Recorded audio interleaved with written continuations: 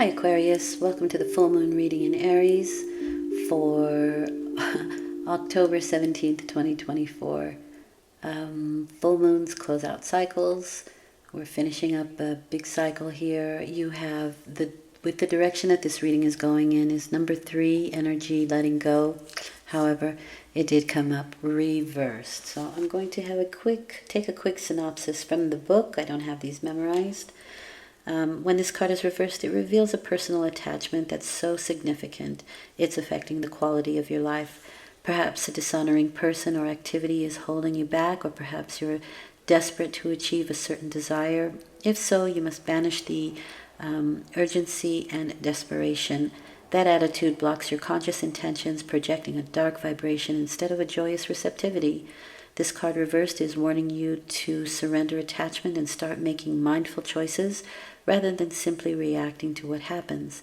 Identify your happiness by the joy you choose to bring to your life every day, not by some future event, escapist behavior, or unfulfilling relationship.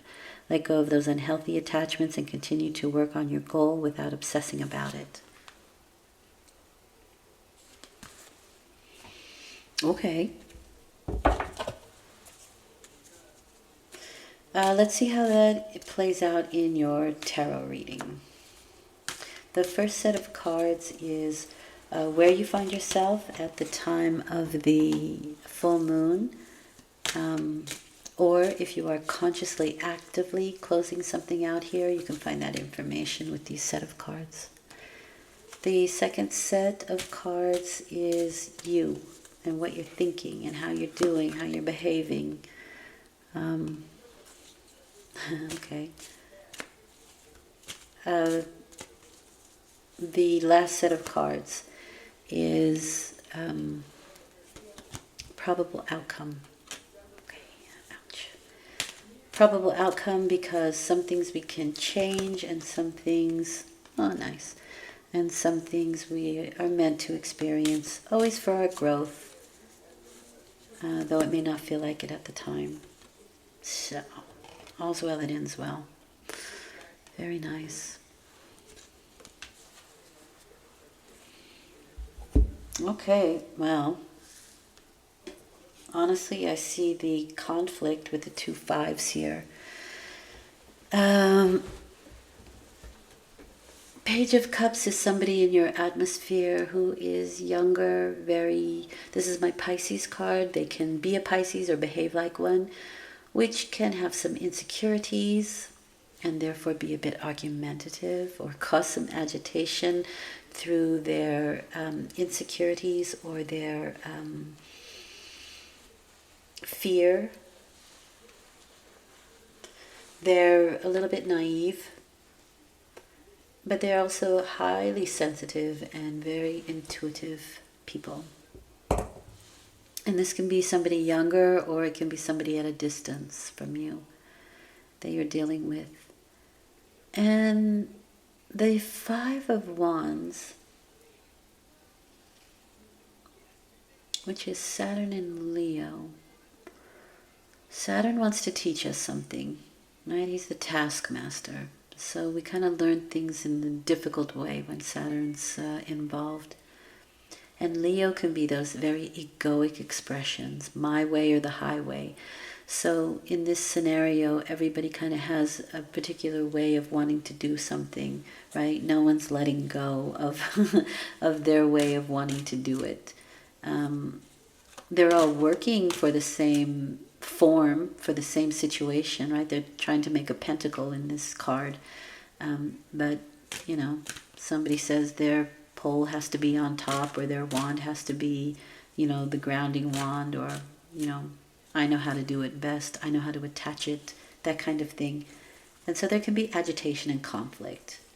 Now this can also be a recreational activity, and so it's possible that somebody doesn't want to let go of something that they've been doing for a long time and don't want to let go of a recreational activity, or they can be in the recreational activity and say, I know how to do it better. Let's do it this way, that kind of energy. This may be something that's happening at work. This is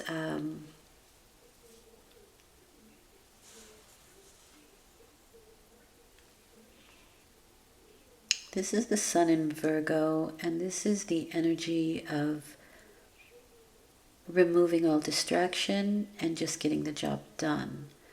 And so perhaps we are in avoidance because this is a distraction, right? We can be in avoidance, but this is also honing your craft, making it good. So maybe somebody does know better on how to do it properly. In any case, they're very focused on it. The sun is putting a lot of energy behind it. And it is Virgo, so it's very detail-oriented, and that is the opposite sign of Pisces. It's opposite on the wheel. So I do see the conflicting energy there. I mean, Pisces wants to play, or they're a little more loose in their approach, where Virgo is more exact. They want the proper details, and if it's done, it's got to be done properly. That kind of energy. So there's maybe where the conflict lies. You are behaving like a King of Pentacles, highly focused, so that goes along with that Eight of Pentacles very much. This is associated with Gemini for me.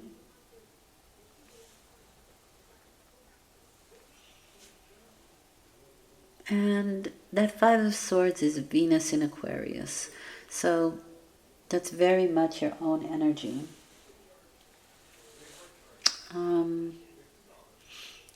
But so you can be highly focused, very possibly on work, making money, or, whatever it is that you are focused on can give you the feeling, or give other people the feeling of like you're not interested, or you're kind of aloof, or you're distant. And that can be the Five of Swords. Your words definitely have impact here. And remember, 5 is the roller coaster ride. It's change, it's challenge. 5 of Swords can mean we may get what we want, but it may not be the way we want it. Somebody loses out here. Somebody is dishonored, disgraced, right? And that's not a complete victory. That's not a full win. And so this card often asks you to, if you want to avoid that kind of energy, sort of check your ego at the door, right? Dissolve the egoic expressions. But you got ideas. You've got game here with that Ace of Wands. There's a new passionate beginning happening for you. So maybe you didn't get what you wanted, but something new is coming in. And so I do feel like the 3 energy of letting go is saying, if you lost out on something, don't worry. Here comes this. It made space and it made room for this new Ace of Wands, this new passionate beginning. And when this Ace of Wands is handed to you and you take it, it can be the stuff that dreams are made of. It's your passion, and you can be highly, highly focused on it. You just don't have to be... Here's the thing with the King of Pentacles. Because he's so focused on one thing, there are other things that go unnoticed, and that can be misrepresented, right? We can be misunderstood, that we don't care about it. And which isn't the fact. It just means that you're focused on this particular thing right now. So there can be misunderstandings or misrepresentations. Maybe you don't mean to be that way, or you don't mean to say something like that. It's just that you were highly focused on something else at the moment. You may have to explain yourself. That's it. The Sun card can bring you some notoriety. It can put you in the spotlight. You may, especially with this new beginning, because that's how it feels to me, like this new fiery, passionate thing comes along, and all of a sudden you feel youthful, invigorated. Your inner child comes out, you can play. It kind of removes you a little bit from that overly focused King of Pentacles energy. This is youthful energy. It's social. It's bright. It's happy. It can be mania. So when it's negatively aspected, but it's not. It's not. You have the Nine of Cups here, which is Jupiter and Pisces. And that's a culmination, right? Number 9 is the culmination of the cycle, of an emotional cycle in this case. And we can feel very satisfied. We can feel very fulfilled. The only thing that you don't want to do here is gloat. And that's what I mean. Like, you can be so overly enthusiastic that it can sound that way, but you're not, so I wouldn't worry about it. And I don't see that here, actually.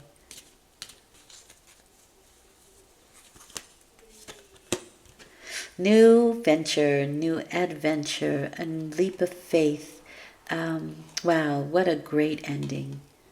The sun is at your back, right? The sun has got you.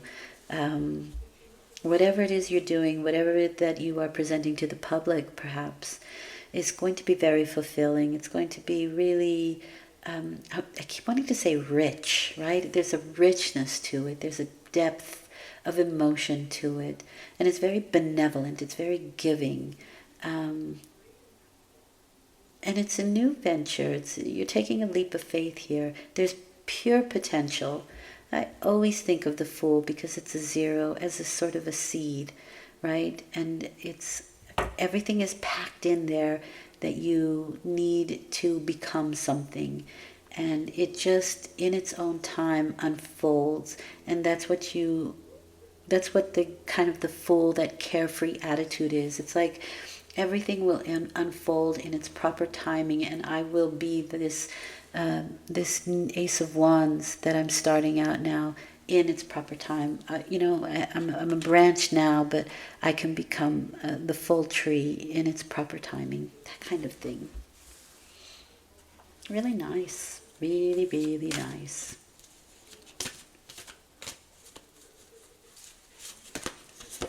What does Spirit want you to know? Divine sight. See the divine in everyone. That's definitely the sun, right?